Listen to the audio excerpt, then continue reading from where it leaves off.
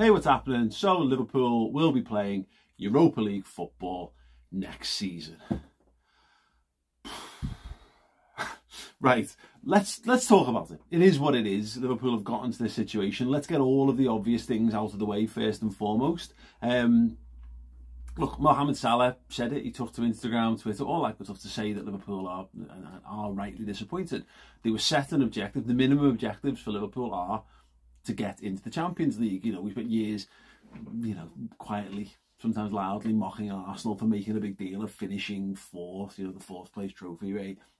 No such thing. But in terms of your ambitions, top clubs play in the Champions League every season. That's what happens. We talk about Real Madrid actually win it, but in reality, Real Madrid don't play in the Europa League. They find a way to stay there. Now, you might argue it's because the Spanish league isn't very competitive and they've got all the financial clout to be able to succeed year in, year out. There is that. It is a much more difficult league to get into the Champions League via the route of English football, but whatever. We're not here for that. The point is that Liverpool are too good to not be in the Champions League. In a broad sense, this season, they're in the Europa League because they deserve to be in the Europa League. But look, it's bad for business. There's a huge gulf in money between what you earn from getting in the Champions League to what you get from progressing through the Europa League. Liverpool, for getting to the final, receive like £90 million for getting to the Champions League final. It gets more and more year on year. If you don't consistently get it, the gulf in finances between yourselves and the teams that do becomes all the more noticeable, and particularly now when you've already got Man City who are going to be in there. They might end up being European champions in addition to that. Newcastle are now going to be in there, who've already got ridiculous amounts of money. You're competing to give that advantage to clubs who don't need the advantage is only making your job even harder. Addition to this, there's the prestige. There's the simple prestige of things. You've got top quality footballers who should be playing in the highest tier competitions. Mohamed Salah is too good a footballer. He's too big a name to be a Europa League footballer. It's a nice side attraction, but no, you've got limited careers, and the best players need to be challenged against the best teams week in, week out, to really be fulfilling the limited careers that they have. So that's a huge, huge deal that someone like Mohamed Salah is going to miss a year of Champions League football because of the underperformance of Liverpool. And look, from us, from a fan perspective, and this probably will be one of the reasons why people are most down on the Europa League, you've got to live in the world now. We've now got a season of all those jokes coming home to roost of like, it used to be Thursday nights, Channel 5, lol. Obviously it's not that anymore. I genuinely have no idea what television channel carries the Europa League. I've not had to concern myself with that with a number of years, but it is looked down on. It's the second tier competition. And if you handed out any banter towards Manchester United or Arsenal fans this season, well, listen, you've made your bed and Liverpool are going to force you to lie in it next year as you have that all returned upon you, probably double, triple, tenfold, because that's, the mean nature of football tribalism, and particularly if it exists primarily online. Liverpool fans are going to get ripped next year because when United and Arsenal and Manchester City and Newcastle are jetting off to the great stadium of European football to face off against European giants in those group stages, Liverpool are going to be heading off to the arse end of the far end of Eastern Europe, playing teams that we've never played before, and that's something we're all going to have to deal with in the coming season. So there's an embarrassment factor to it as well. I think Liverpool are better than this. They've not been this season, but I genuinely think Liverpool are I still believe Liverpool are genuinely the second best squad, second best side in the Premier League. I don't think they're as far behind as the Premier League table will suggest, but the reality is what the reality is. Right, look, that's it. This is it. This is where we're at. We know how we've got here. Let's look at what it means. And look, maybe it's not quite all doom and gloom. If you want to sit in doom and gloom, by the way, if you're happy with your misery on all this and you just want to fester in it for a while, cool. Probably jump off at this point, because I'm going to try and spin some level of positivity out of it, because we're going to have to live in this world, and we might as well find a way to make our peace with it as best as possible. So yeah, by all means, leave a like before you go, subscribe to the channel for more stuff, and the vlogs and all that from those far-flung reaches of Eastern Europe. But yeah, I'll see you all in a bit. If you want to stick around and have a bit of a chat around what it could mean for Liverpool, the reality is Europa League football, but what does that actually mean? Let's delve into that right now. first and foremost, look, Liverpool can't compete with sports washers and they can't compete with 115 charges and all that kind of stuff. They've had to do it a different way for a number of years. There's a reality with the Europa League which I think might help Liverpool find a new way of doing things. And by that, what I mean is if you can't just buy an endless sum of £50 million players to pad out your squad, then what you need to do is you need to grow from within. And you need to build your own talents and you need to bring them to the forefront. That's the thing that's very, very difficult to do when you're at the top and you're at the fine bleeding edge of football and every game matters. If you're chasing down a 95-point-plus season, you're running in domestic cup competitions and you're trying to win the Champions League as well, it's very, very difficult to hand opportunities to young developing players. Now, you might argue that, you know, if you're good enough, you're old enough, and there is certainly a degree of that, but development shouldn't be understated. You need development time in training and you need development time on the pitch. And Liverpool are in a fortunate situation where, and almost by, you know, not by design, but where the reality of where they're at, we've got a bunch of old players who could do with playing less football, and we've got a bunch of really young players who could do with playing more football. Now, when you're playing 2 hyper-competitive games of football a week, you're going to side with the older, more seasoned players. You just will. You know, there's the whole, you don't want anything with kids, which is always a little bit overstated. I remember David Moyes famously saying, it's not about that. It's about the fact that you have to accept that young players cost you points because they don't have the game experience or the game intelligence, or they haven't honed their skill set enough, or maybe they're not up at the pace of the game. They'll make mistakes that senior pros won't make. So you take a gamble on putting those young players into your team, knowing that you're doing it not for this season, but the season that follows, and the season and season and season. Liverpool have been very good at doing that, but it's something that gets harder the more pressing every game of football becomes. Having the Europa League all of a sudden as a bit of an air break, but a competitive one, could actually be something that could be used in Liverpool's favour. And I'll illustrate that in a second. Just to pull on the thread of that though, because there were conversations around, well, is it better to have no Europe? No, it's never a good thing to have no Europe, because you've got players, you've got a squad, you need to harvest your squad, you need to grow your squad and then reap the benefits of it.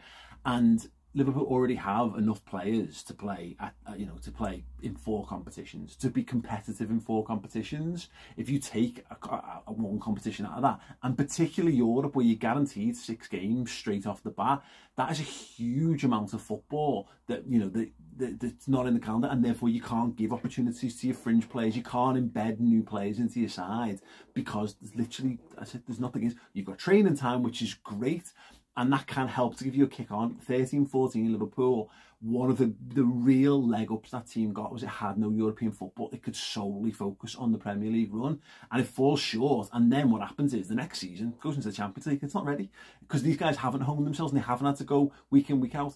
The best chance of Liverpool getting back to the Champions League is not losing too much rhythm. Yes, the Thursday-Sunday rhythm is not ideal, although it mean we never have to play a 12:30 kickoff potentially after, well, certainly not after a midweek European game, which is great because we're fucking rubbish at those. So less of those actually is a huge backwards win for us in that regard.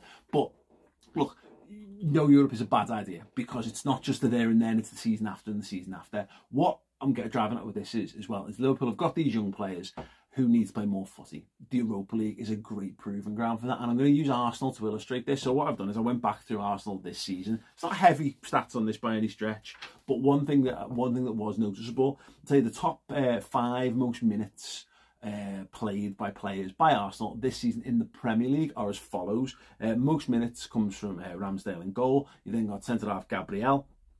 Bukayo Saka is number 3, number 4 is Martin Odegaard, and number 5 is Ben White. So most to 5th most minutes played in the Premier League. And when you look at that, that makes absolute perfect sense. And I'm certain Saliba would have been up there if not for his injury as well.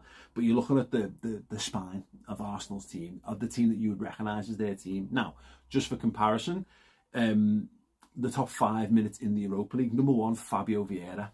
I forgot he was an Arsenal player, but there you go, played their most minutes in the Europa League. Number 2, Rob Holding, backup defender, and quite interesting that he's the one who ends up coming in at the back end of the season. Look, Arsenal aren't great, but you get to keep him ticking over by playing him in the Europa League. 3, Granit Xhaka actually plays a lot of first team minutes in the Premier League as well, but he's much higher up that list in terms of Europa League because he's that senior player who you get to come in. He's got the longevity, he's got the experience, he provides a bit of balance for that side, and he's more important in some regards to the Europa League team than maybe he is to the Premier League one. Number 4, and this is a huge one, Eddie Nketiah.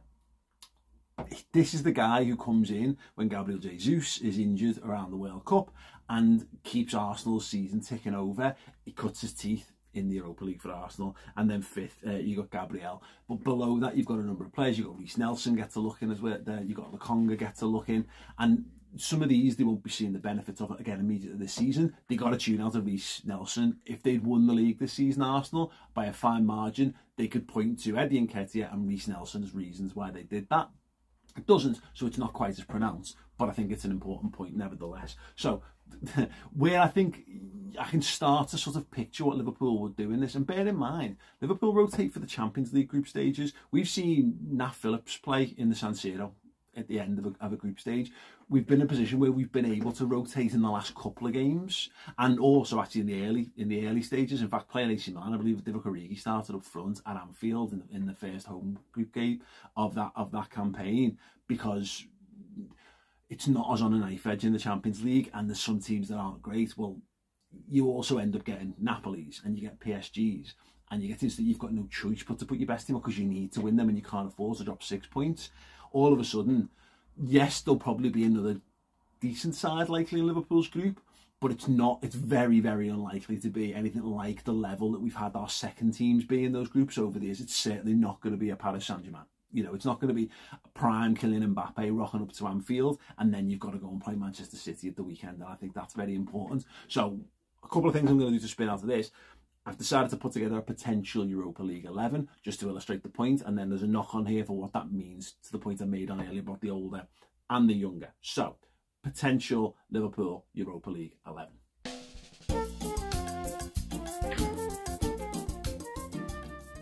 I'm going to qualify all of this with the fact that this is notwithstanding transfers that could happen this summer. On previous videos, I've talked about who I think I've made my summer transfer predictions, and there's a chance there's at least 3 of the players that I've got in this 11 I think might not be Liverpool players by the start of the season, but they'll be replaced by someone, so the point remains. This is for illustrative purposes only.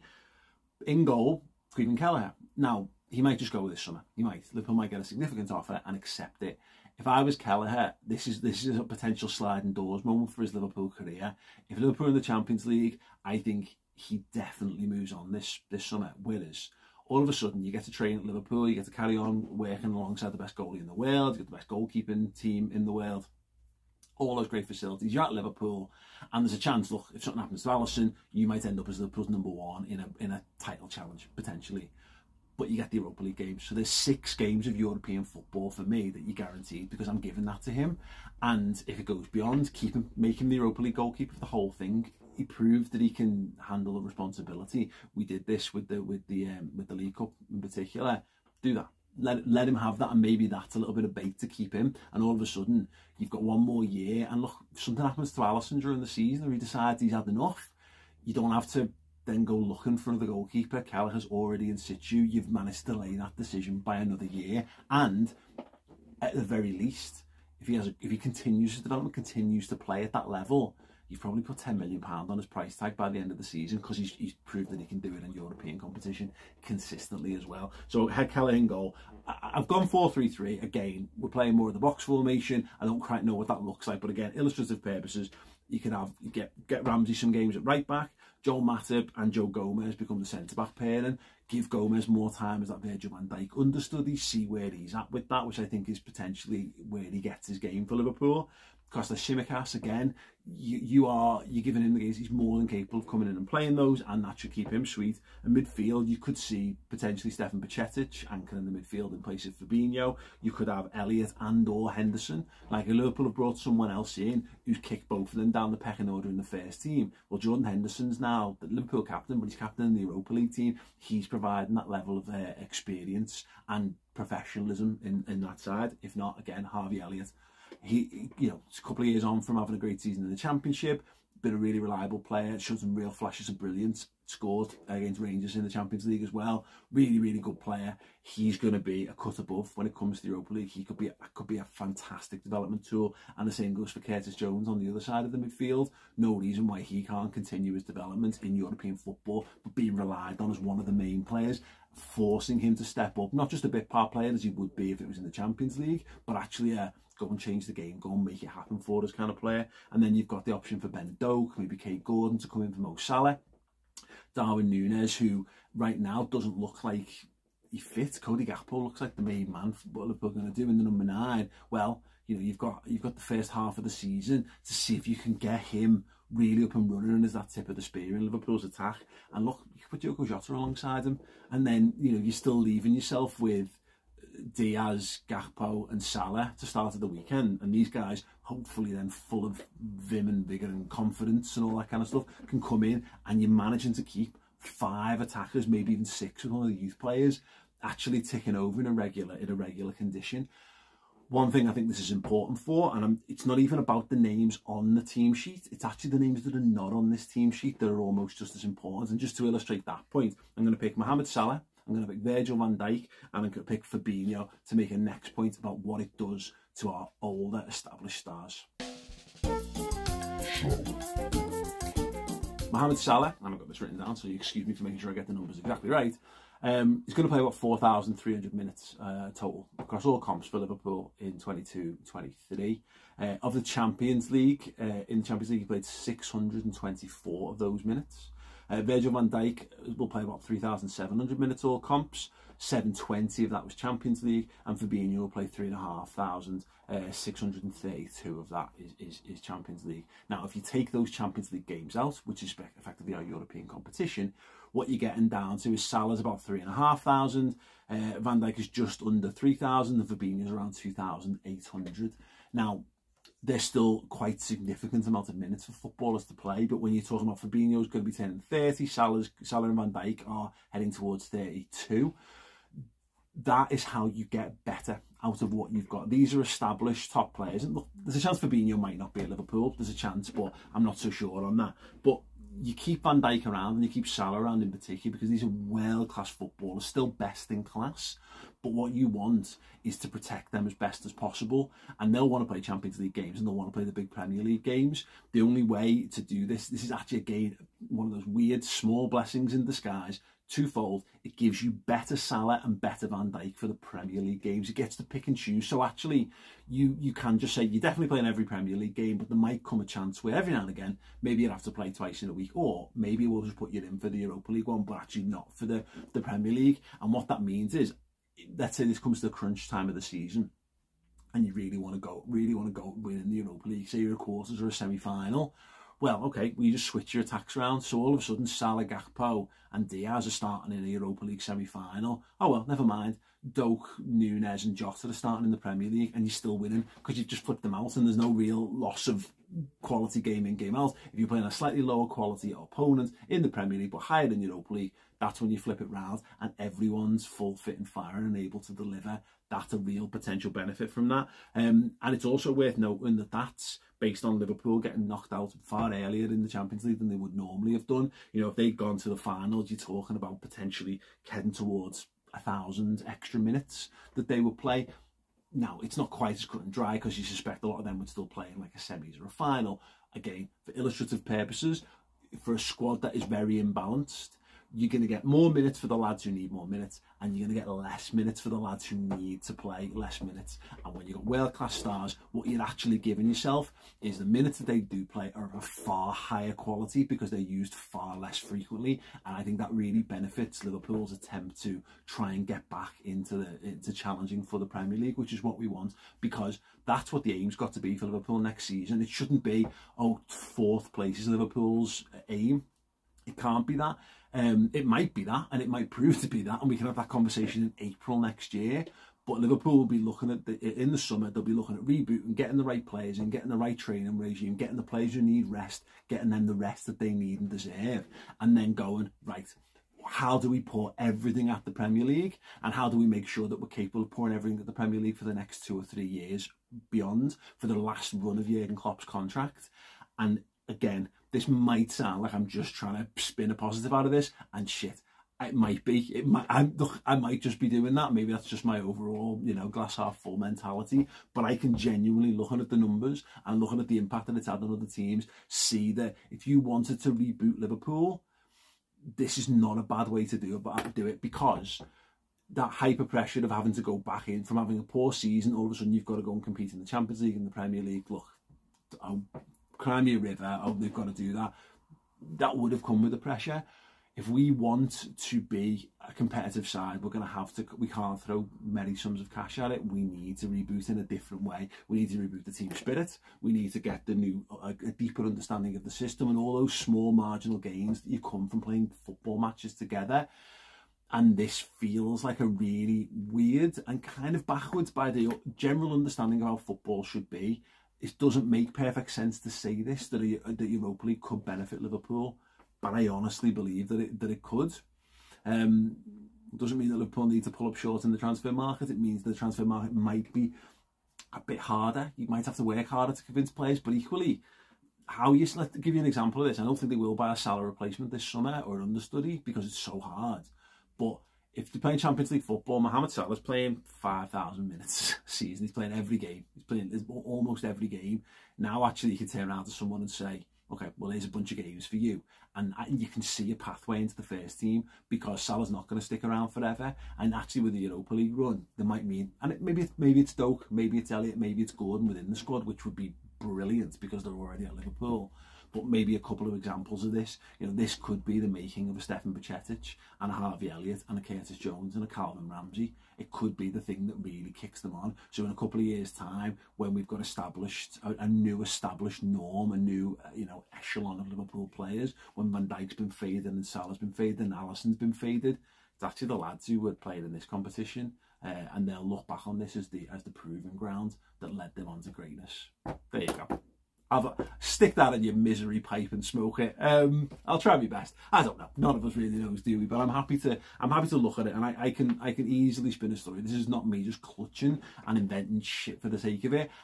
I can see a legitimate pathway there where we could heavily benefit from that, because again, in seasons gone by, you might have Napoli, then you've got City, and then you've got someone like Napoli again because it's the middle fixture, and then you've got Chelsea at the weekend, and you're done in, you finish. Whereas all of a sudden you're playing second and third tier teams from across Europe. And also, one last point on this, from a fan perspective, the ride.